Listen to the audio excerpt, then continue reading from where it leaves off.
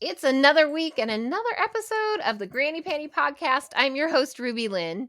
If you'd like to follow me, you can go to rubylynne.com. That's RubyLynne.com or rubylynnelinks.com, where you can find everything Ruby.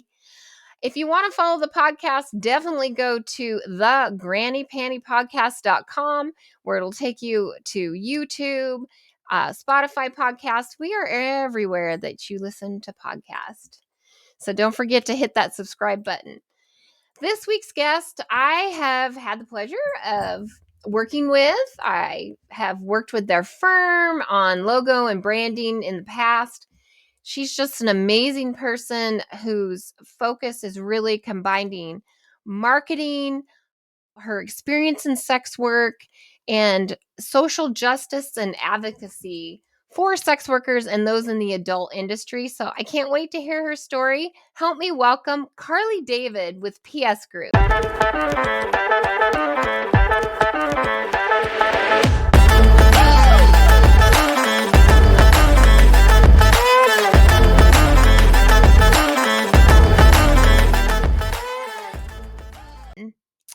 Carly, I am so excited to have you on the show. I'm excited to actually sit down face to face or screen to screen and hear your story.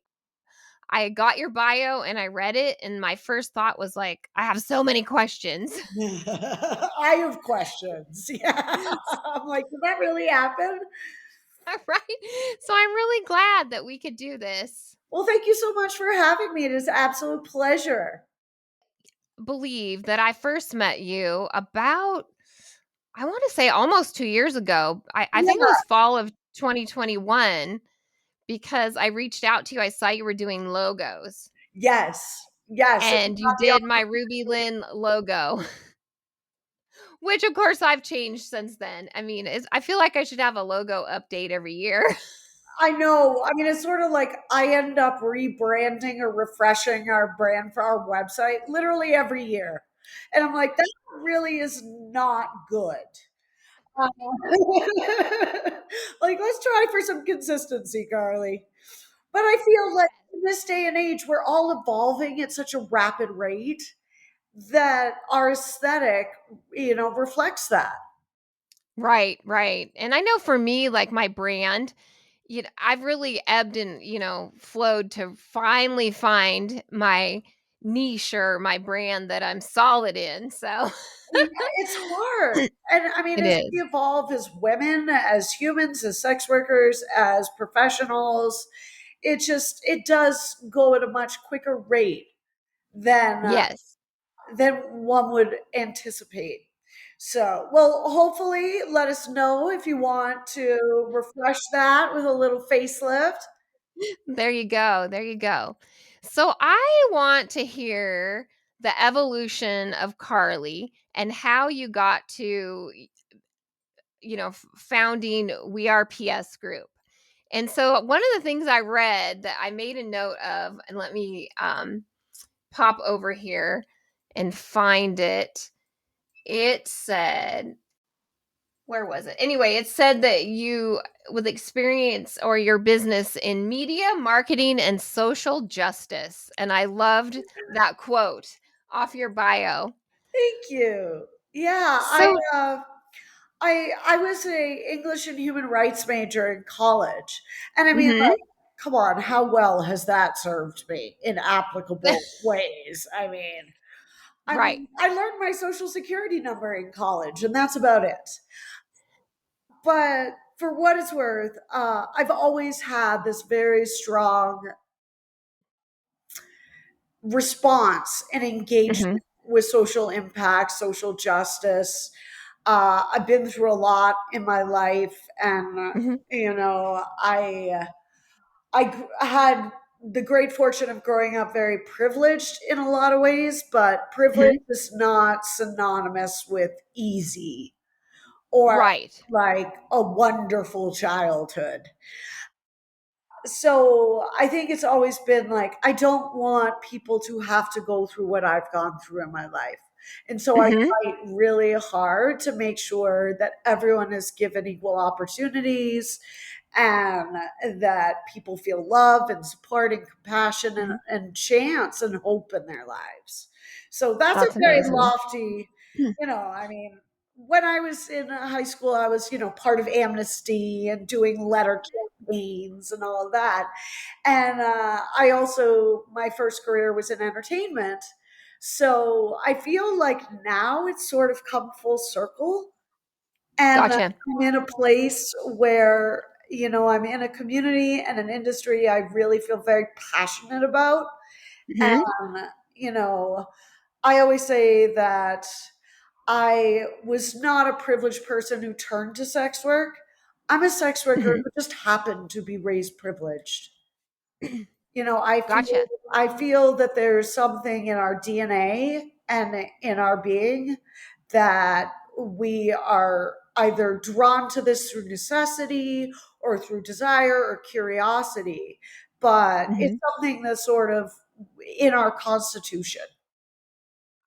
You're right. And there are a lot of survival sex workers, which I Absolutely. think a whole different, discussion. But yes, I Absolutely. know for me, I was always drawn to the naughty porn world or the sexy stuff. Right, right, right. And I think not any of us can speak for all Mhm. of us.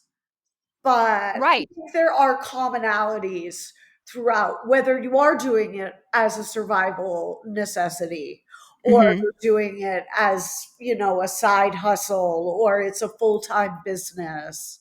Mhm. Mhm. There is something that we're drawn to this in some way, I Yes. believe.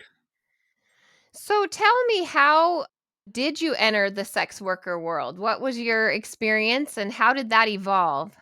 Wow. Yeah, that's kind of a crazy story, and I don't talk about it much. But I had known sex workers throughout my entire adult life. I think my very first threesome in college was with a woman who ended up being a sex worker. And I was just so curious about everything, and I considered it at that time. Obviously, this is going way back, and proud owner of the Granny Panty. Uh, but I mean, it was a very different landscape in 2000, Mhm. and so I just kept meeting women who were in some way involved in this industry. And Mhm. eventually it was a case where I was having a sort of tort affair with this guy. And we decided that we wanted to try a threesome. I said, well, the path with the least amount of potential for drama and resistance is going to be just to hire someone. So I Right. entered this as the client. And eventually I connected with a number of full service providers at that time. And I was just like, hey, maybe I should do this. Yeah. And I had a full career in ad agencies, and it sort of just organically evolved from there. Uh, Mhm. I did a duo with a woman that I knew, and I was like, oh, I'll just do that every once in a while, like, just for fun. And the next day, she calls me and says, I have a client I can't see. Would you like to see it? And I was like, okay, bring it on. That was the start of the rest of my life. That is awesome. Yeah, and I did retire many years ago, and then I moved down. I was living in New York City, and I now live in Mexico. And when I moved down here, it just sort of happened. It just seemed that there really was a gap in the Yeah. industry where there was not only an opportunity but a great need for Mhm. marketing solutions. And it didn't start out intentional. I shouldn't say that, but it did not start out intentionally to become what it has become. But over the years, it just sort of, I was getting more work than I could handle on my own, and it felt it felt like a shame to just, have to turn people down. So I started Right. hiring people to support the services. And now it's a 22, 23 person agency. We just added a team member from our sixth country in Wow. Australia. And so, yeah, we are 23 strong, and the vast majority of us are either current or retired sex workers. That's awesome. Well, and I like that because you've been in the trenches. You know what people are going through, and I think it also helps you to come up with solutions Very for much. that population because you've been there. You've Exactly. been there. And also just the wide variety and breadth of Mhm. individuals we've had the good fortune to work with over these, I guess we're about 5 years old now, but really, really like in this incarnation, like two, three. Uh, Mhm. but the people we've had the opportunity to collaborate with, I seriously feel like I have learned much more from working with them than I Mhm. did from my own personal experience. Like my personal experience, my brand was a hot mess. Do not do what I did. Uh, I'm like, Did you work both jobs or did you work still in advertising the whole time that you were a full service sex worker? I did, which I'm sure my former bosses will be thrilled to hear now. But I'm like, you know what? I left the rat race and I'm coming back on my own terms. So Right. I mean, I don't think, I mean, there's definitely a massive learning curve for anyone Mhm. who would be coming into this roller, solutions Mhm. service capacity. Mhm. Uh, but if you haven't been there, it's very difficult to convey the nuances, the complexities. Uh, Right. it's very difficult to explain the community element and Mhm. why it is so special. Like there is something very, very unicorn-esque about our community that it's Mhm. hard to put your finger on. It Yeah. really is. But there's something very, very amazing and community focused and supportive and non Mhm. judgmental and all of that. I feel like it almost culminates in something that is more pure and wholesome than what we're labeled as, Right. Right. Right. which is the great So, irony, of course. yeah, for sure. So tell me about your vision and when you started thinking about serving the adult industry or, adult world. And then also, did that coincide with leaving New York and going to Mexico? How did you make that decision? I mean, I'm going to just assume you wanted out of the rat race, but maybe not. So Yeah, tell us how that absolutely. went hand in hand. Well, New York was, I had lived and worked there for 20 years nonstop. Like every single semester I went to college in New York City, every summer, day after the semester ended, I was at an internship. The day that the internship ended, I was back in class. And it sort of just stayed that way. So I was like so burnt out. Mhm. 20 years of grinding. And Wow. my last job, I was like doing an all nighter once a week on average, Mm. and not a single acknowledgement. It was a very toxic, exploitive environment. And Mhm. that contract ended the same week that I had a lease go up on an apartment and a serious relationship breakup.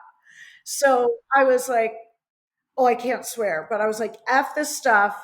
I'm Oh, out. you can swear, you can Okay, swear. no beep. I was like, fuck this shit. I am peace. I'm out of here. And I moved down to Mexico. I had lived here for like a year, a few years before. Okay. It's it's just a wonderful country, I feel. Mhm. And Mhm. it was just a place where I could go and like just breathe. Right.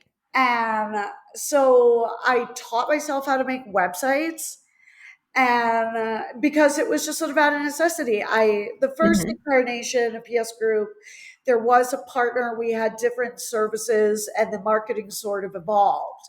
When that Okay. didn't work out, we went our separate ways. I just sort of doubled down on the marketing. And then Mhm. over time, as we worked with more and more clients, I was like, well, there are all these other areas of Mhm. marketing that are not being supported as as much as they should be, as much as Okay. people want them and need them to be. Mhm. And the fact that we have limited access to mainstream resources and tools, Right. it's kind of like, I mean, I can't go to Ogilvy and say, hey, can you build me a whole site? Like, it just doesn't work Right. like that. So we started adding more services. And then I was like, well, what's going to make this a real traditional structured ad agency Mhm. is bringing in other people who are specialists. And so, I mean, I'm blown away. Who decided to put me in charge? We don't know. But like, who thought that was a good idea? Uh, but we have like some of the most amazing team members. Every single one is so talented in what they do. And, you know, clients, I always say that it is amazing to be recognized for our work. It is more amazing when our clients are recognized for theirs. Got you. Okay, okay. I love that and that's so true in entrepreneurship or owning your own business is figuring out what you don't know or what you're not good at and then hiring that knowledge. And I personally am learning that now. I recently just hired an assistant and I had done everything. And it's hard to in one to give up that control, but also like you need the help. So Yeah. I mean, I have a tattoo here that says let go, and it's short for let go or be dragged because, Right. like, it's a runaway train at this point. It's the most wonderful runaway train, but it's just sort of like, gotta go with it. Like, it's already left the station. I love that. So tell us more about PS Group and what you do. And then how did you find these experts that you've brought in? Yeah. I mean, okay, so PS Group is, we are, as of right now, all creative agency. So we do design, we do Mhm. websites, we do Reddit marketing and Discord builds, we offer video editing, we have very extensive branding and strategy services. Mhm. What else do we do? Copywriting, search engine optimization, email marketing. So basically everything that you can think of except for Twitter, Instagram, and TikTok. We don't do that right now. Right. But everything else that you might need to support your marketing efforts. Wow. We work on, everything is per project. We're not only fans managers taking a percentage of your earnings. We are Uh-huh. a marketing agency. And Wow. how did I find the people? It has been a very organic process, as with everything else with PS Group. Some people, I reached out to them Mhm. after, either having a mutual or seeing some of their contributions to the community. Uh, Uh-huh. some of them have come to us and have applied for roles, and then Uh-huh. some of them have just sort of happened. I mean, Just showed up, huh? just referrals, like networking and all of that. I love it. Some of them are former, actually still existing clients. Some of Mhm. our clients have come on board to offer their own services, like Suki Jade, who does Reddit, uh, Yes. Brooke Nichols, who does, brand strategy. And it's always so wonderful when you get to Yeah. expand that relationship and see them influencing their clients' future businesses. I love that. And I mean, PS Group is really like a one-stop shop for somebody that's like, okay, this year or I want to blow up my brand. They literally could just contact you. You can do the website. It's not, all of it. Yes. SEO, Yes. branding. We're hoping in 2024. I probably shouldn't say this because it's so like in early stages, but I would love to offer a media division, be able to do like billboards and out of home Oh, gotcha. advertising. I mean, utilizing all those marketing channels that mainstream uses and is very commonplace there. There are ways to do it. We're not Yeah. completely limited as much as we say we are. I mean, let's be honest. Yes, we have like severe Right. limitations. But if we just start thinking like outside the box and like guerrilla marketing or out of home advertising or whatever else. I mean, it's like there's so many opportunities out there. We just have to be creative about it. Yes, I agree. I agree. I mean, it's just like using Chat GPT. You put in that you're a massage therapist, not Right. not an OnlyFans model, and then it'll give you. I read that recently, so Yeah, that's a so good one. That's a really good one. I mean, you have to spin it a little different. exactly. And I mean, to be honest, like we use a lot of softwares that they are aware of the nature of our clients' businesses. Uh-huh. And they're great about it. Like our SEO software we use, our project management software. We've done demos with the companies. They're like, we love what you're doing. They're So like, "We'll take your money, sure." seriously, our SEO software, I thought they were going to ban us because she was like stalking me. And I said, okay, fine, I will do a demo. And I was all prepared, bracing myself for being shut down. She's like, I Yeah. love what you're doing. Tell me more. And she checks in every 3 months, makes sure we're happy with it. So I think the more sophisticated we Right. get in terms of expanding what is at our disposal, you know, Right. the more sophisticated we Awesome. get, the more we get to educate and inform others about the Yeah. real nature of our industry and that sex work is work. It's a lot of work. And oh my God, it's so much work. It is so much work. Like there is no 9 to 5 in adult. Oh, no. No. No, it's not. I'm pretty much a 6 a.m. to 11 p.m. person, but But you know what? We're doing it on our terms and we get paid that's right. well for not going to a cubicle every day, not Yep. having to live by someone else's rules. And this is our job. It's not Yeah. always going to be, sunshine and puppies, but Right. it's a really good job. It is. I'm living my dream. I got no complaints. Yeah, exactly. What does PS stand for in the PS group? Is that a hidden little Okay, so it started out being an homage to the old partner's original business, but then it became absolutely nothing. Okay, it I became love it. absolutely nothing. We're like, okay, what can we make this stand for? And we thought about everything, and then we're like, oh, it's like PS, like postscript.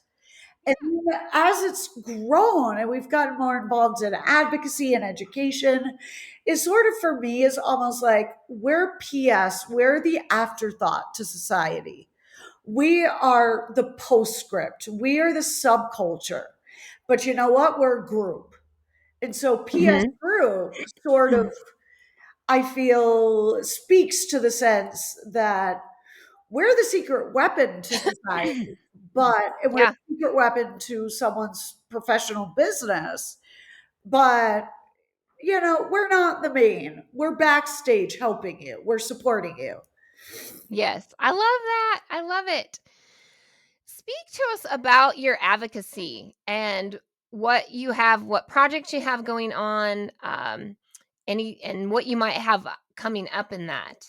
Yeah. So I try to get as involved as possible. And Mhm. I mean, a big one that has really been very important in the past year for us is education and accessible education. to the community. So we have, which I think was one of the ways that we reconnected after your logo was through one of our webinars. Webinars. I love your webinars. I try to come every time you have one. Thank you so much. Yeah, they're so much fun and they're so fulfilling when you get feedback and people are asking questions and you see that it's really having a positive impact on Yes. businesses because I mean a company like ours, like we aren't as affordable for everyone, but that Mhm. does not mean that you shouldn't have open access to that information and that Right. knowledge and that education. So we try to do these webinars once a month, but we love having guest speakers come in where they're entirely free and we make them available on our website afterwards. That's awesome. Team members will do webinars. So that's been really wonderful in terms of like giving back, pay it forward. We're Yeah. active members of Free Speech Coalition. We just signed on to be sponsors of Pineapple Support. I do Amazing. speak regularly with the lobbyist who is working on the Mm. decriminalization bill for Vermont. So Okay. slowly but surely, hoping to get more and more involved in activism, but also just like destigmatization in general. Uh, Yes. so I think by the time this comes out, we'll know one way or another. But a few of us on the team, as well as one of our clients, we applied to have a panel at South by Southwest conference next year. Oh, yeah, I think you and I were talking about that. Yeah, so it's all about sex worker marketing and it's on a mainstream stage. And That is it's amazing. really time that we start, for, pun intended, penetrating other industries.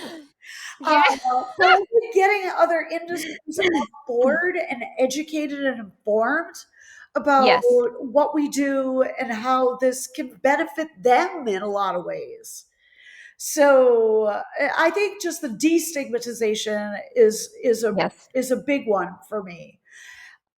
But beyond that, I do really feel very, very passionate about providing equal access Yes. and just spreading the gospel. So That's right.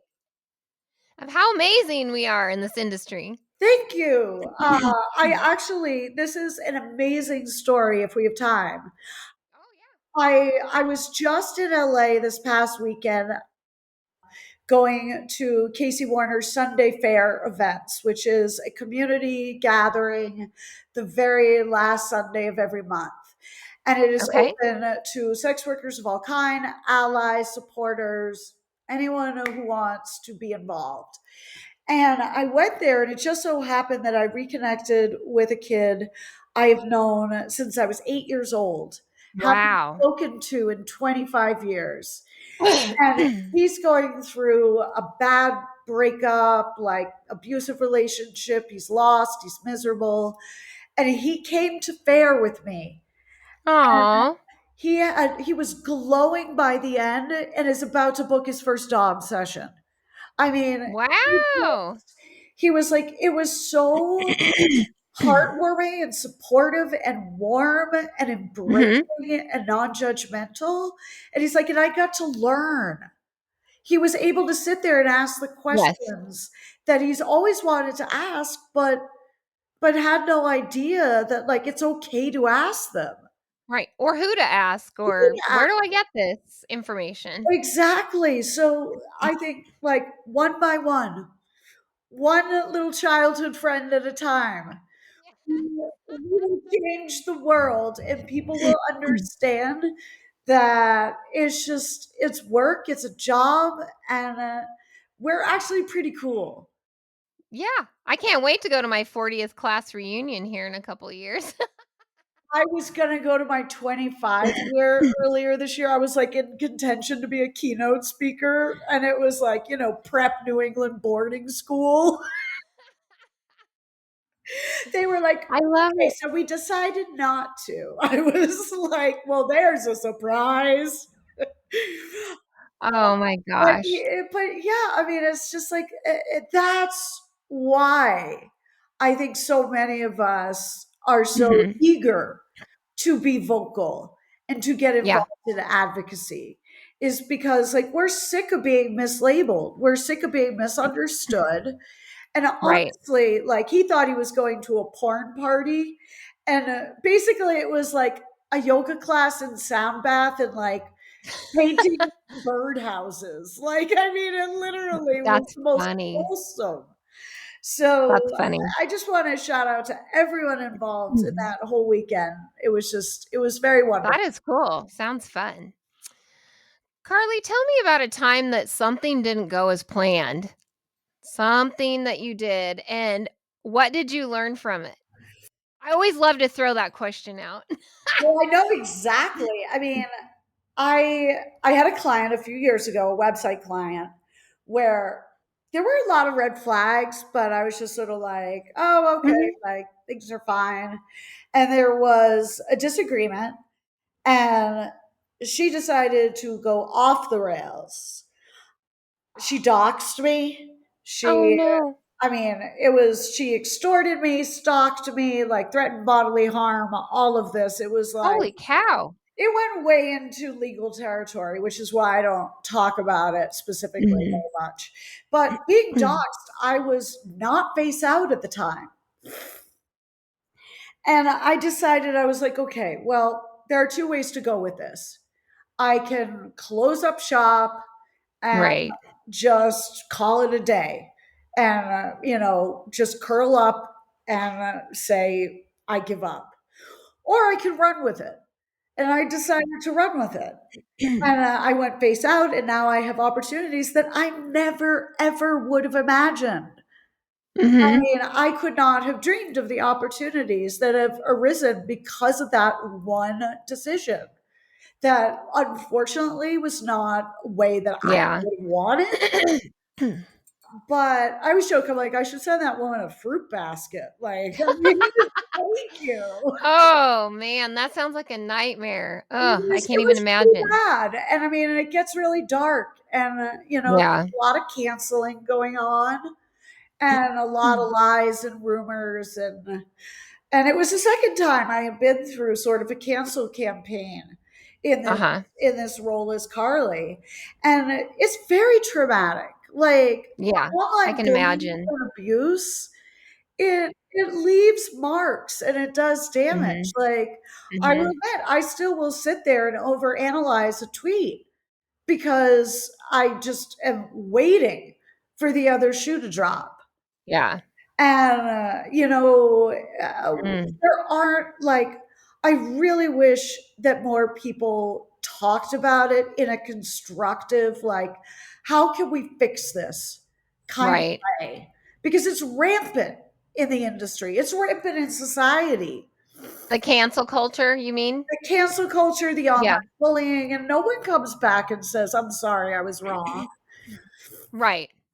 But Right. then it gets to a point where you're like, I just sort of have to, I don't read the negative press anymore. I don't Right. follow it. I mean, Yeah. in that situation, I had to document everything. So Ugh. that was fun, and you can't say anything. So Yeah. yeah, that was a challenge. Did not go as planned, but you know what? The outcome did not go as planned either, and it was a good thing.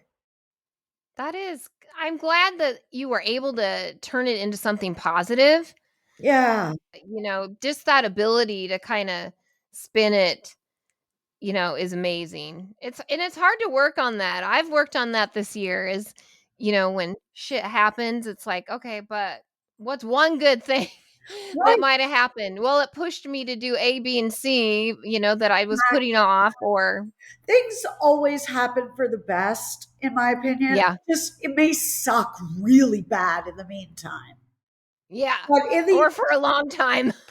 or for a long time. But I mean, I think I had a post one time that went semi-viral, and it was like, sex workers are the best because when life hands us lemons, we say, "How can I monetize this lemonade?"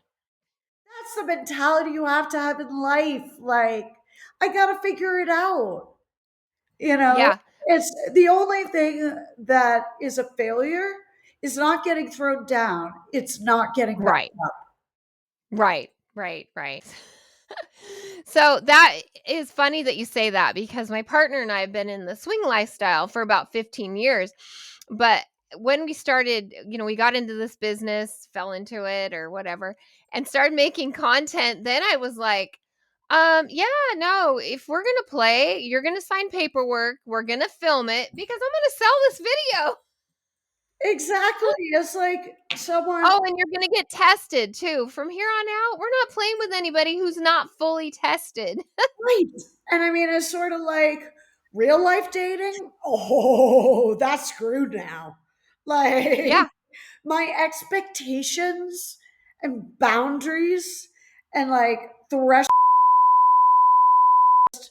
I mean, that also comes with age. Let's be honest. Yes. You Yeah. cross 40 and you're like, no, gone, done. Yes. So, Yes.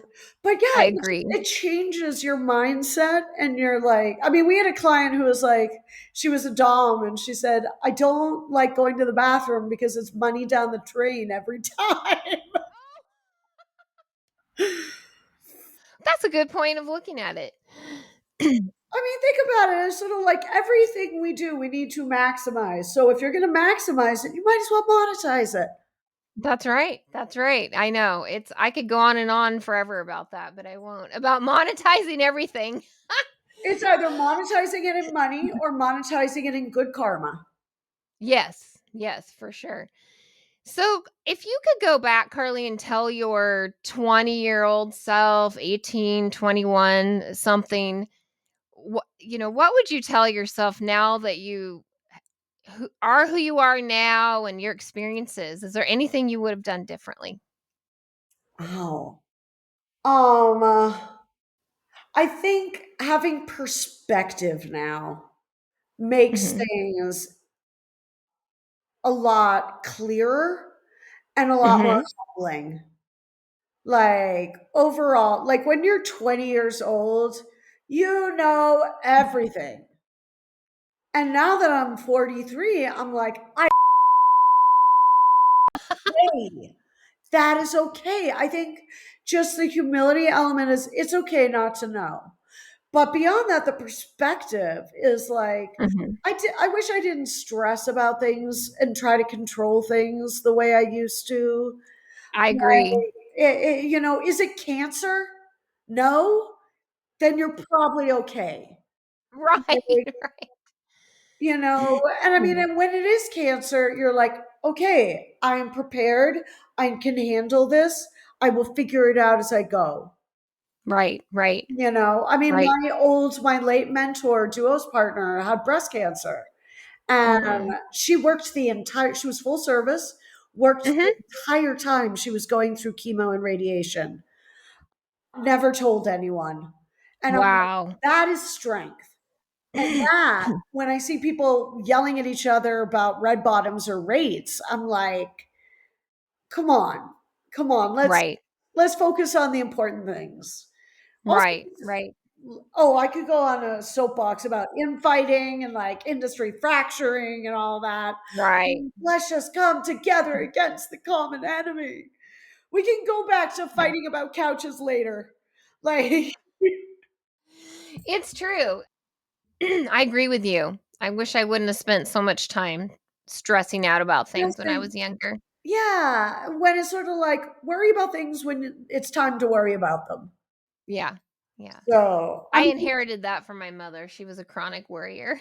oh, we're And not, I do think it is generational to some degree too. yes, yes. There's a lot of generational trauma Well, that also, I'm the generation, I'm the weird gap between Gen X and millennials. Mhm. It's like a gap of like 4 years where we're like Gotcha. the purgatory generation. And it's sort of like we didn't grow up with social media, but it Mhm. came in, or like even the internet, really. I mean, I Mhm. sent my college applications in on paper via the US Postal Service. I mean, Yeah. whereas like by the time I graduated college, it was standard to be mailing in your thesis. But Hmm. social media, like we weren't conditioned or trained for online bullying. Right. Like we didn't go through that as kids. So it's very disconcerting and unsettling to have to navigate it as an adult. But I feel Yeah. like once you get over the initial trauma, then you're like, Hmm. it's so not important. Like quality of Yeah. work, keep focusing on what's going on. You know, Yeah. Agreed. Agreed. I would tell my younger self, like, chill, play, I like that. That's calm good. down. It's just, it's life. It's short. Yeah. Enjoy all of it, and Hmm. you will be okay. Yep. You'll figure it out. My Exactly. mom used to say, something awful would happen, awful, and she'd say, "You'll figure it out." Oh yeah, I was very like, if I had a problem with my kindergarten teacher, I was told to go address it with them directly. Oh, wow. Oh yeah, I was sent to be very, very independent for like I cut Yeah. my own umbilical cord, basically. Like I just so I was taught and I was trained to be very, very independent, which Mhm, is a mhm. blessing and a curse. Makes for a very Yeah, good true. entrepreneur, makes for very bad personal life. Sometimes, sometimes. Sometimes. Well, as we close out, tell everybody where they can find you if they want your services. Yes, so PS Group PS group. We can be found on our website, which is we are Mhm. psgroup.com. On Twitter and Instagram and YouTube, we are also We Are PS Group. Okay. Awesome. And if Well, they I would encourage anybody watching. want email, they can just shoot us a note at hello at wearepsgroup.com. Cool. You are very responsive. I know because I think I originally reached out to you on Twitter and it was like, boom, I got an answer right away. It gets hairy sometimes. I apologize to all of you reading who have not heard back. It's either like 2 seconds or 2 weeks. There you go. So we're just one person. We try to do our best, and that's all we can do as individuals. So Well, I think you're amazing, and I would encourage anyone to reach out to you for their needs. I had a great experience, and I really appreciate that. It was a pleasure being here today. And I'm so glad you're doing this podcast. You're a fabulous host. oh, thank you, and thanks for being on. I loved hearing your story because that's not anything we ever talked about. So Yeah, exactly. I mean, we'll have a virtual happy hour at the shows or something. there you go, there you go. Well, thank you again, and keep doing all this great work. Thank you. Thank you so much.